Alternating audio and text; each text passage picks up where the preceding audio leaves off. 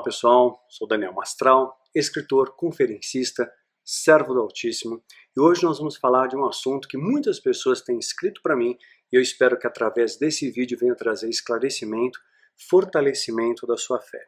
Vamos falar sobre o livre-arbítrio, né? Muitas pessoas questionam isso. Será que nós nascemos já destinados para errar, né? Ou para acertar? Existe então a predestinação? Ou nós definimos o nosso destino mediante as nossas escolhas, né? O que será que isso acontece? Como será que funciona isso? Nós vamos falar sobre Judas. Vamos falar nesse vídeo sobre a escolha de Judas. Já havia uma profecia que Jesus seria traído. Não diz quem ia trair, mas essa profecia deixa muito claro que ele seria traído e seria vendido por 30 moedas de prata. Essa profecia vai ter destaque, vai estar em Zacarias 11:12. E eu lhes disse, que vos parece bem, dai-me o meu salário, e se não, deixa-o. Pesaram, pois, por meu salário 30 moedas de prata. Então muitas linhas teológicas apontam que esse versículo, que esse texto, está remetendo às 30 moedas de prata que seria posteriormente vendido Jesus, que o Judas fez um preço ali, né, de 30 moedas de prata para entregar a Jesus. Então, o próprio Zacarias, né, 13:7, fala, fere o pastor e as ovelhas se espalham. Uma vez que Jesus foi crucificado, o povo debandou, né? Até os seus discípulos debandaram, só João esteve ao pé da cruz. Então as profecias estavam sendo cumpridas. Jesus ele vem marcar o cumprimento não apenas de uma profecia, mas de uma série de profecias, né? Então, olha só que interessante, vamos por etapas aqui. Estando Jesus em Betânia, em casa de Simão o leproso, aproximou-se dele uma mulher com um vaso de alabastro, com um guento de grande valor, e derramou-lhe sobre a cabeça, quando estava sentado à mesa. Então, os seus discípulos, vendo isso, indignaram-se, dizendo, por que esse desperdício? Os seus discípulos, que andavam com Jesus, que comiam com Jesus, que escutavam as pregações de Jesus, que viram os milagres de Jesus. Que desperdício. Pois esse unguento podia se vender por grande preço e dar-lhe o dinheiro aos pobres. Isso aqui é uma oração meio hipócrita, né? Estão dando para Jesus, estão dando ao Rei dos Reis. Jesus, porém, conhecendo isso, disse-lhes, por que afliges essa mulher? Ou seja, por que vocês estão condenando o ato dessa mulher? Pois ela praticou uma boa ação para comigo. Toda vez que você faz algo bom para Deus, você agrada a Deus. E Deus te honra. Quando você faz por amor. Aquela mulher não derramou aquilo ali, ela não derramou aquele frasco de unguento que valia muito dinheiro, que era uma fortuna na época, porque ela queria prosperidade, porque ela queria cura, porque ela queria um milagre. Ela fez por amor. O amor é recebido por Deus sempre de uma forma muito especial. E é esse paradigma que nós temos que quebrar. O amor. A gente tem que fazer tudo pautado no amor e gratidão. Não por interesse, por recompensa ou por medo da maldição. Eu vejo isso. O rico vai na igreja, dá dinheiro porque tem medo de ficar pobre. O pobre dá dinheiro porque quer ficar rico. Quer dizer, essa mecânica aí só está te levando à destruição do seu espírito, que está te afastando do valor do amor. O amor não é interesseiro. O amor não é interesseiro. Simplesmente assim, né? Jesus colocou muito claro aqui, né? Isso aqui vai estar em Mateus, no capítulo 26, de 6 a 10. Mateus 26, 6 a 10.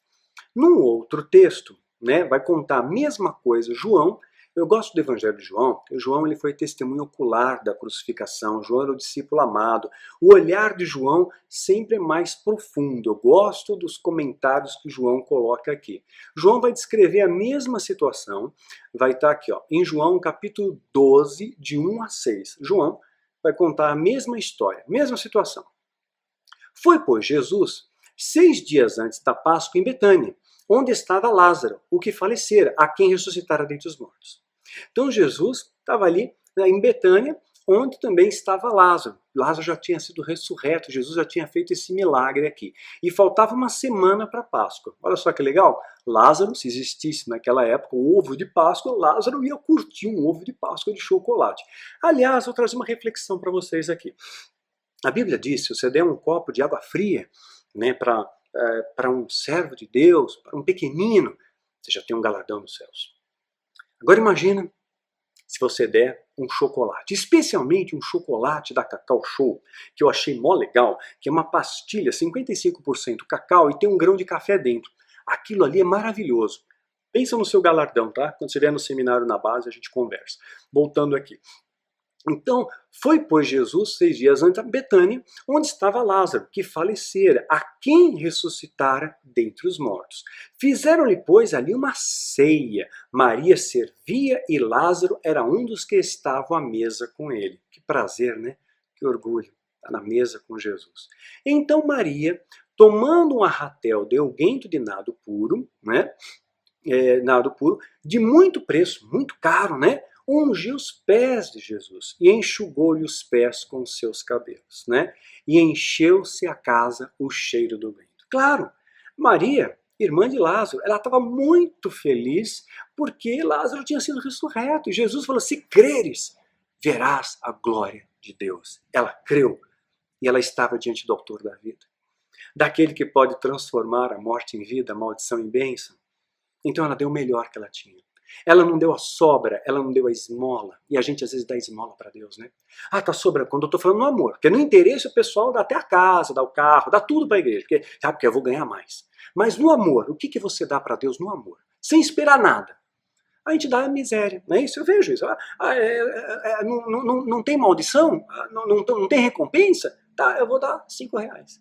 Bom, eu ofertei para Deus. Ai, que bom, eu sou bom, eu sou um ofertante. Ah, eu dizimei, eu dei 10%, mas eu dei 10% assim, eu paguei todas as minhas contas, aí eu peguei, dei um pouquinho, agora eu tô com a consciência aliviada. Ah, se sobrar tempo, eu oro. Ah, se eu não tiver com muita fome, eu faço jejum. Então a gente dá para Deus a sobra do tempo, a sobra do dinheiro, a gente dá esmola para Deus.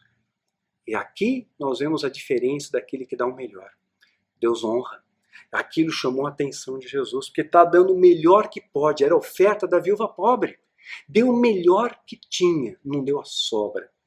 Deus, Ele quer que você dê a Ele o melhor. Não estou falando apenas de recursos materiais, mas o melhor do seu tempo, o melhor dos seus talentos. Se você é dentista, por exemplo, tá? Fica aí a dica. Separa 10% do seu horário e atende pessoas que não possam pagar, né? Você está gastando o seu tempo, está investindo, melhor dizendo, o seu tempo e o seu talento ao reino de Deus.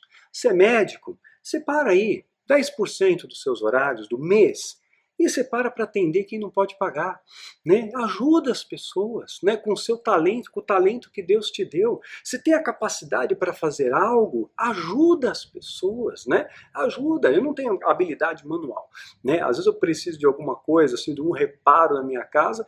Tem um amigo meu aí que tem essas habilidades, ele vem e quebra um galhão para mim, ele usa o talento dele ali para poder abençoar. Então você pode usar o seu talento, a sua inteligência, as suas habilidades, os seus recursos, o seu tempo, né, para honrar a Deus acima de todas as coisas. Então ela tomou até e o cheiro se espalhou na casa daquele doente. Devia ser um perfume maravilhoso. Então um dos seus discípulos, veja só, não foram os discípulos, foi um só que falou, um dos seus discípulos, quem? João dá um nome, João nomina Judas Iscariotes, filho de Simão, que havia de traí-lo, disse, por que não se vendeu esse unguento por 300 dinheiros e não deu aos pobres? Judas falou, Judas, tá? Ora, ele disse isso não pelo cuidado que tivesse pelos pobres, tá? Ele não estava preocupado com o pobre, porque nem muito profissional da fé está pouco se lixando se você está tirando dinheiro da tua comida para ofertar para a igreja, você está tirando do teu remédio para ofertar para a igreja, ele não se importa, está pouco se lixando, o que importa é o dinheiro que você vai dar. E eu vejo coisas hediondas isso. Gente, dá prioridade para as coisas. Deus, família e ministério. Você precisa investir na obra? Precisa, mas não tira da tua casa. Paga a tua conta, paga o teu aluguel, compra o teu remédio, compra comida para você, cuida do teu filho, cuida da tua esposa. Aí sim você pega, agora eu vou investir. Né? Não é que você está investindo a sobra, tá? Mas eu estou dizendo para você estabelecer uma prioridade. Né? Então, ninguém pode dar aquilo que não tem. Quer dizer, você vai ofertar e vai ficar sem dinheiro para comprar um remédio que você precisa. Né? Então, nós temos que ter esse bom senso. Né? Eu sempre oriento minhas ovelhas, nunca tire da sua mesa para ofertar. A não ser que Deus fale uma coisa, deixou muito claro, não sei se já rema para você, mas você deve sim investir no reino, em amor, né, com gratidão, dando o seu melhor, mas você precisa estar com a sua casa suprida. Né? Você não vai atrasar a sua conta de luz para ofertar, vai ficar nas trevas. Né? Então você honra os seus compromissos, depois você pega e separa um valor para Deus. É importante pontuar essas coisas, né? Mas o profissional da fé não está nem aí. Ele fala e te joga um peso em cima, meu, que se você não der grana, você está lascado, você é o mais miserável de todos os homens, não é assim? Então Judas não tinha cuidado nenhum com os pobres, ele estava pouco se lixando para os pobres. Que se lasquem os pobres, pensava Judas. E aí diz, porque ele era ladrão. Judas andava com Jesus, era ladrão. Tem pessoas que dizem que andam com Jesus. Ah, eu ando com Jesus, eu conheço Jesus, né? Ah, é porque eu conheço a palavra. Mas é ladrão? Tá cheio de pastor aí que fala em nome de Jesus, mas é ladrão. Tá enganando, tá mentindo, tá vendendo ilusão e não tá nem aí com os pobres. Só faz média, né, para as pessoas, né? Que era ladrão, e tinha a bolsa. Tinha a bolsa o quê? Porque Jesus recebia ofertas voluntárias, viu? Jesus recebia, ele não recebia dízimo, tá? Não vai encontrar Jesus recebendo dízimo, né? E mesmo depois, Paulo, quando funda as comunidades, não recebia dízimo das comunidades, recebia ofertas voluntárias. O amor é a marca da nova aliança, é o amor, tá bom? Então, dá uma olhada lá no vídeo, o segredo por detrás da cortina, que é importante. E também eu falo, tem um vídeo também que eu falo, o estudo de dízimos que eu falo no meu site, melhor ainda. No meu site tem um estudo sobre dízimo, tem dúvida sobre isso, tem uma explicação lá, e tem 10 vídeos, são 10 pessoas diferentes falando a mesma coisa, para ficar bem claro para você. O melhor deles, eu acho que é o terceiro vídeo, que você vai olhar, é um rapaz, ele está dando uma aula, tem uma lousinha lá, é a melhor de todos. A explicação dele é fantástica, a dele e do Eli Soriano. Incrível, né? São as melhores sobre dízimo, mais clara do que isso, impossível, impossível, né? Então é importante a gente pontuar essas coisas, né? Então Jesus, era ladrão. Então Jesus recebia ofertas voluntárias, né? Lucas fala sobre isso. Tinham mulheres que serviam a Jesus com seus bens. E Judas era o tesoureiro. Ele tomava conta da bolsa. Ele administrava os recursos do grupo, né? E tirava dali o que se lançava. Ele roubava a oferta dada para Jesus e para aquele grupo a qual ele fazia parte. Agora para pensar, por que Judas estava roubando? Judas precisava roubar? Ele tinha tudo o que ele precisava. Jesus estava ali, Jesus é o provedor. Jesus transformou a água em vinho, multiplicou os pães, os peixes. Ele estava ali com o dono do ouro e da prata, estava com o rei dos reis. Precisava roubar? Onde está seu coração, ali está o seu tesouro. Talvez Judas gastasse dinheiro aonde? Eu imagino que ele não tinha onde ele gastar. Ele estava sempre caminhando com Jesus, ele era um discípulo, né? Um apóstolo de Cristo. Mas talvez ele estivesse pensando em fazer um pé de meia. Jesus uma hora vai morrer e eu vou ganhar dinheiro com isso, eu vou lucrar com Jesus. Judas foi o primeiro a vender Jesus, a usar o nome de Jesus como comércio, né? Então, quem rouba de Deus, do dinheiro ofertado em amor para o reino, está agindo de forma leviana. É Judas, está assim de Judas no nosso século. Onde é que será que ele gastava aquilo, né? Então Jesus respondeu. Um outro texto, né? Então tá claro, João colocou ali. Vamos pegar um outro texto agora, momento da traição. João 13, ainda pegar o Evangelho de João, gosto de João. João 13, 26 a 30. Olha como João descreve. Jesus respondeu: é aquele que eu der o bocado. Jesus está falando que alguém vai traí-lo, né? É aquele que eu der um bocado molhado. E molhando o bocado, deu a Judas Iscariotes, filho de Simão. E após o bocado, entrou nele Satanás, né? A essência de Satanás, né? O opositor, o adversário, anticristo, contrário a Cristo, né? Ele vai ser chamado de filho da perdição, Judas. É o mesmo título que vai ser dado mais adiante ao anticristo. Filho da perdição, Satanás vai entrar no anticristo, né? Disse-lhe, pois, Jesus: o que fazes? O que fazes? Faz-o depressa. Jesus já sabia. Judas, vai trair mesmo? Vai lá e faz o que você tem que fazer. E nenhum dos que estavam sentados à mesa compreendeu que propósito ele dissera isso, porque como Judas tinha a bolsa, como ele administrava os recursos, pensavam alguns, né, que Jesus tinha dito, compra o que é necessário para a nossa festa, né? E que desse alguma coisa para os pobres. Olha só o que os discípulos ainda pensaram, né? Então, Jesus está pedindo ali, olha, vai lá e compra o que a gente precisa, suprimento, Judas, faz logo, compra lá, né, para a nossa celebração, e ainda dê alguma coisa para os pobres. Sinal que isso aqui era algo comum entre eles. Se os discípulos pensaram que desse alguma coisa aos pobres, significa que Jesus, com os recursos que chegavam a Jesus e os apóstolos, eles partilhavam. Jesus ensinou a partir o pão. Né? Não é ficar só meu, né? Mas partilhar. Quando você divide, você acrescenta. É algo sobrenatural. Quanto mais você divide, mais abençoado você vai ser, mais rico você vai ser. E era algo comum ali para eles. Não, então, olha, desse alguma coisa aos pobres. Então era comum os discípulos e o próprio Jesus ajudar os pobres até mesmo financeiramente. Deixou a evidência aqui. Está muito claro isso aqui. Ajudava também. E tendo Judas tomado o bocado, saiu logo, e já era noite.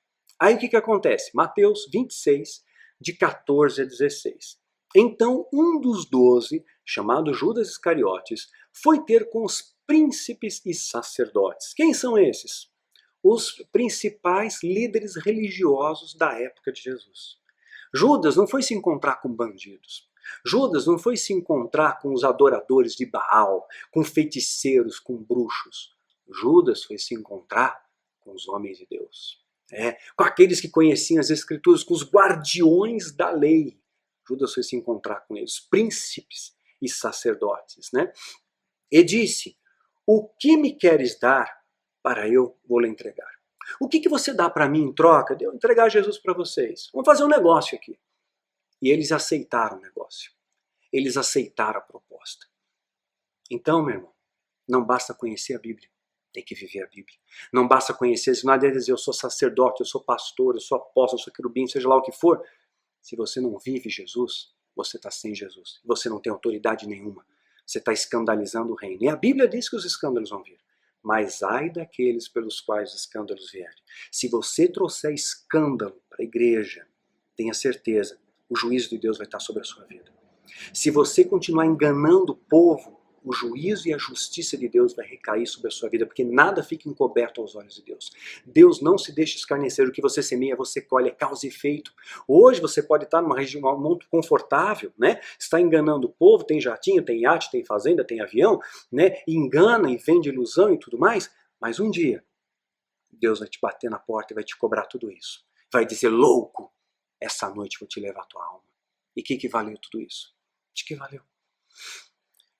Pensa nisso. Ainda há tempo de você mudar de direção. Um chamado juiz foi ter com os principais sacerdotes. O que você me dá para eu entregar ele? Quanto custa aqui? E eles lhe pesaram 30 moedas de prata. A profecia lá de Zacarias. 30 moedas de prata. Judas foi o primeiro a vender Jesus. Primeiro a usar o nome de Jesus para fazer negócio. E hoje eu me sinto enojado com esse sistema que usa o nome de Jesus para fazer negócio. Deus é amor. E desde então buscava oportunidade para o entregar. Tão perto do Mestre, né? E tão distante de Deus. Às vezes eu conheço pessoas que estão na igreja há 30 anos, mas nunca tiveram uma experiência com Deus. Já escutaram tanto falar de Deus, mas nunca experimentaram Deus, nunca provaram o amor de Deus. São invejosos, gananciosos, avarentos, julgam todo mundo. Crentes legalistas, como os fariseus. Pessoas tão próximas, né? Acabaram também me traindo de maneira tão sórdida. Por mais que você ensine o amor, o arrependimento, vida com Deus, aparentemente a pessoa está entendendo. Mas de repente um dia você diz não. Ah, o não tem tanto poder, gente. E a pessoa, não? Daniel, hoje você não pode me ajudar? Você me ajudou 10 vezes, você não vai ajudar de novo? Agora não tem. Bico e se torna meu inimigo. Um dos casos, tantos outros, né? Vamos ver um outro texto aqui? Presta atenção, agora é a traição. Judas vai trair. João, vamos pegar João de novo. 18, de 1 a 9. Presta atenção nesse texto. Tendo Jesus dito isso, com os seus discípulos, para o além do ribeiro de Cedron, onde havia um horto, o qual ele entrou e os seus discípulos. E Judas, que o traía, também conhecia aquele lugar, porque Jesus muitas vezes se ajuntava ali com os seus discípulos. É um local comum. Jesus estava sempre por ali, Judas sabia, Jesus está por lá, é um local comum, eu sei onde ele deve estar agora. Ele gosta daquele lugar, ele gosta de estar naquele canto. Tendo, pois, Judas recebido a corte dos oficiais e principais sacerdotes e fariseus, veio ali com lanternas e alforjes e armas. Sabendo, pois, Jesus de todas as coisas, Jesus já sabia, porque Deus é onisciente, tá? Sabe todas as coisas, sobre que lhe haviam de vir, adiantou-se e disse-lhe, a quem buscais? Ele não esperou ninguém perguntar. Quem é que vocês vieram buscar? Ele já foi na frente.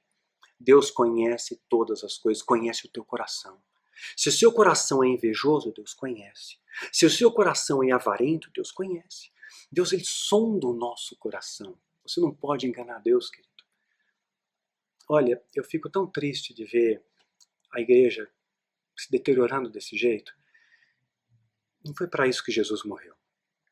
Ele morreu para que nós fôssemos um com ele. Para que dessemos testemunho do mundo, para o mundo, do amor dele. E a gente tem trazido muito escândalo para as pessoas, né? Então lá. A quem buscais? Responderam-lhe, a Jesus Nazareno. Disse-lhe Jesus, sou eu. Jesus não fugiu da briga. Jesus não mostrou medo aqui. A quem vocês estão buscando? Jesus. Eu sou Jesus. Como é que você não sabe quem é Jesus? Jesus é super conhecido, todo mundo sabia quem era ele. Tudo bem, estava de noite, podia dizer que não estava enxergando direito e tal. Sou eu. E Judas, que o traíra, estava com eles. E quando, pois, ele disse, sou eu, recuaram e caíram por terra. Ficaram espantados com a ousadia, com a coragem, com a intrepidez. Eles estavam diante de um rei. Eles se recuaram. No primeiro momento eles recuaram, tiveram medo. E Jesus sabia, ele sabia, eu posso dar ordem para legiões, 12 legiões de anjos virem me guardar agora. Uma legião romana tinham 6.000 homens. Nem toda Jerusalém tinham 12 legiões romanas. Jesus falou um número altíssimo de anjos que poderiam estar lá. Jesus não precisava de guarda-costa. Não precisava de colete à prova de balas, de carro blindado. Porque ele tinha os anjos. E ele sabia o que ia acontecer. O que me guarda é Deus. As pessoas acham, às vezes, Daniel, mas cadê a sua escolta? Escoltas são os anjos que estão aqui do meu lado. Você não está vendo, mas eles estão aqui. Os anjos de Deus acampam ao nosso redor. E isso basta. Isso basta. Quando for o tempo, é o tempo dele. Ele sabe todas as coisas. Respondeu, então, a quem buscais? Aí, sabendo, pois, de todas as coisas, adiantou-se e disse, a quem buscais? Responderam, Jesus Nazareno. Disse-lhe Jesus, sou eu. E Judas, que o traía, estava com eles. E quando, pois, disse, sou eu, recuaram e caíram por terra. Tornou-lhe, pois, a perguntar, a quem buscais? E eles responderam de novo, Jesus Nazareno. Jesus respondeu de novo, segunda vez, já vos disse que sou eu? Pô, já não falei que sou eu, meu? Né?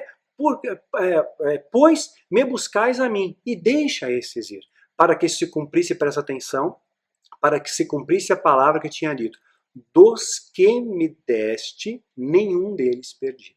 Nenhum deles perdi. Dos que me deste, nenhum deles perdi. Judas era um desses. Era um daqueles que Jesus escolheu e que Deus dirigiu para escolher. Então, do que foi dado para Jesus, nenhum deles vai se perder. Eu acredito que Judas está nesse contexto. Porque ele não falou, olha, vou perder só um, esse aqui que está me traindo, o resto não. Né? Nenhum deles perdi. A palavra é muito clara, mas a gente gosta de ter aquela coisa da vingança, né? A coisa do troco, a coisa de, ele vai ver agora, vai para o inferno, né? A gente gosta de julgar, né? O amor de Deus é muito maior do que você pode imaginar, gente. Vamos um pouco mais adiante? Mateus 27, de 3 a 5. Então Judas, que o traíra, vendo que fora condenado, trouxe arrependido as 30 moedas de prata aos príncipes dos sacerdotes e aos anciãos. Ele estava arrependido. Ele devolveu o dinheiro. Ele não quis mais aquele dinheiro. Ele percebeu que aquele dinheiro era dinheiro sujo, aquele dinheiro tinha sangue, aquele dinheiro era contaminado, aquele dinheiro não era de Deus. Ele se arrependeu. Está claro aqui, arrependido. As pessoas dizem que ele teve remorso. Na Bíblia está escrito arrependido. Né? E ele devolveu ali. Talvez, existem linhas teológicas, diz que Judas, ele era um zelote, E ele acreditava então que Jesus poderia usar do poder dele, porque ele tinha visto o poder de Jesus muitas vezes, a manifestação do poder de Deus, curando, restaurando, ressuscitando morto, fazendo um monte de coisa, né? Multiplicando os pães, peixes. Então ele talvez acreditasse que Jesus poderia usar do poder dele para de repente sobrepujar Roma e ele ser o rei, ele ser um libertador político, mas não era essa a missão de Jesus, era ser um libertador de vidas, e assim é até os dias de hoje, né? Então algumas linhas dizem que essa foi a motivação de Judas, para tentar pressionar Jesus a usar dos seus poderes, né? E vencer, e sobrepujar, e triunfar sobre o exército romano. Então, arrependido, trouxe 30 moedas de prata para os príncipes sacerdotes e anciãos, dizendo, pequei, afirmou, ele teve a humildade de dizer, eu errei. E é difícil a gente falar isso, né? Eu errei. Os apóstolos de hoje em dia não falam que erram. Você já escutou algum apóstolo, algum pastor falando do púlpito, gente, eu errei, me perdoa porque eu errei, eu fiz bobagem? Eu já falei isso em outros vídeos aqui.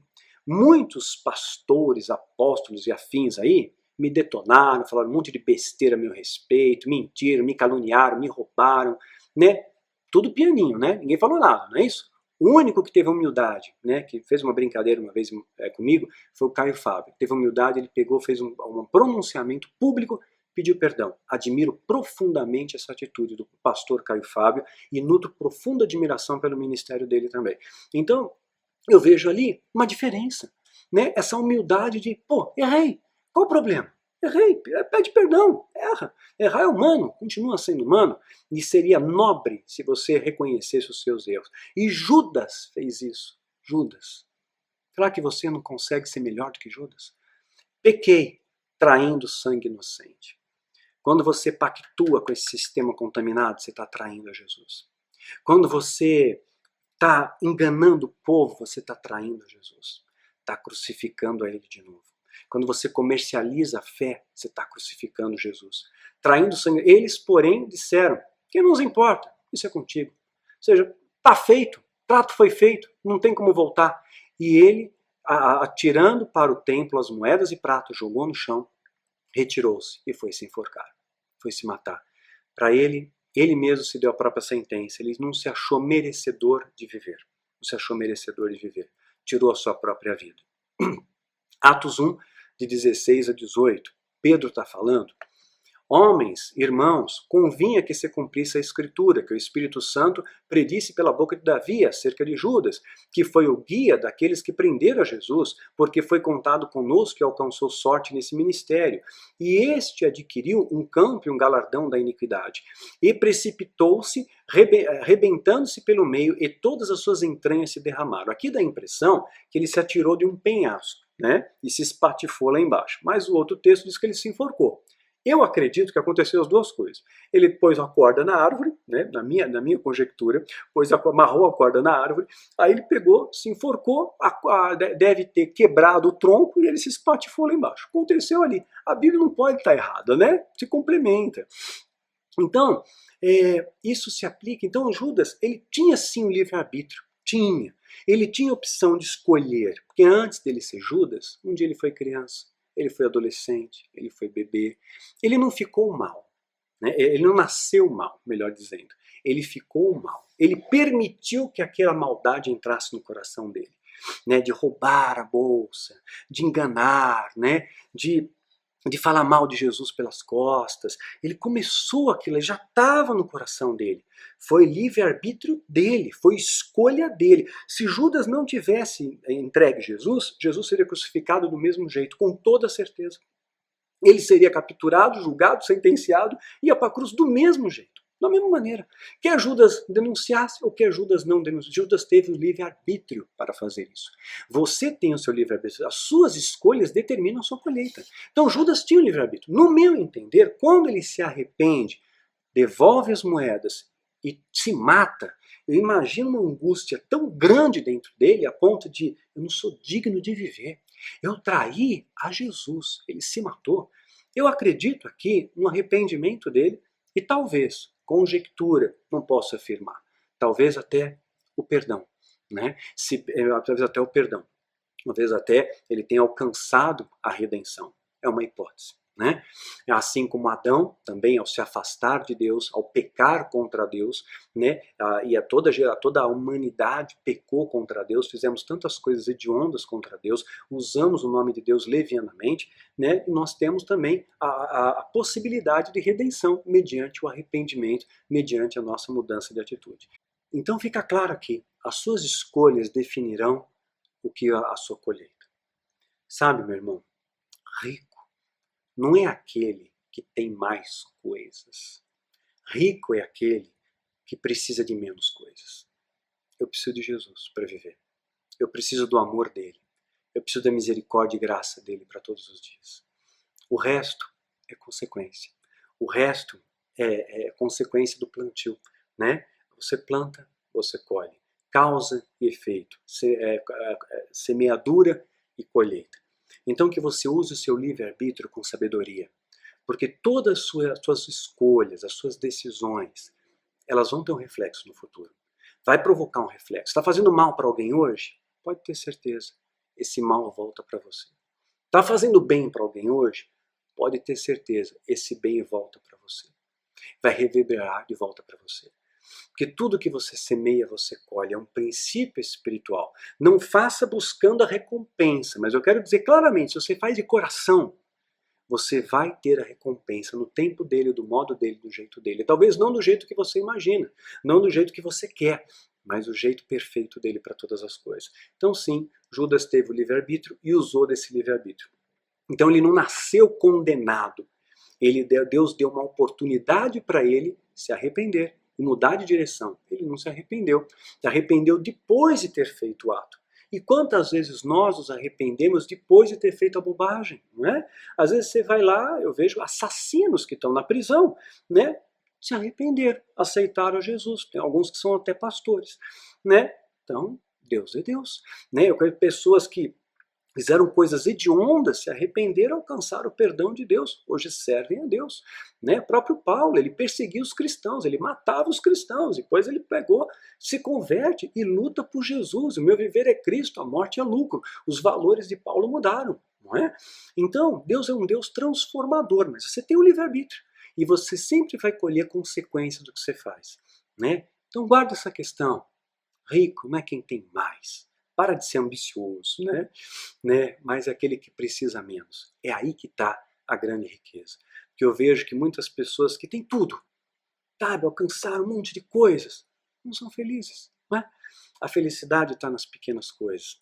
Felicidade está no abraço, felicidade está na sua paz familiar, felicidade está em você ter amigos leais ao seu lado, felicidade está em você ter um relacionamento sincero e puro diante de Deus.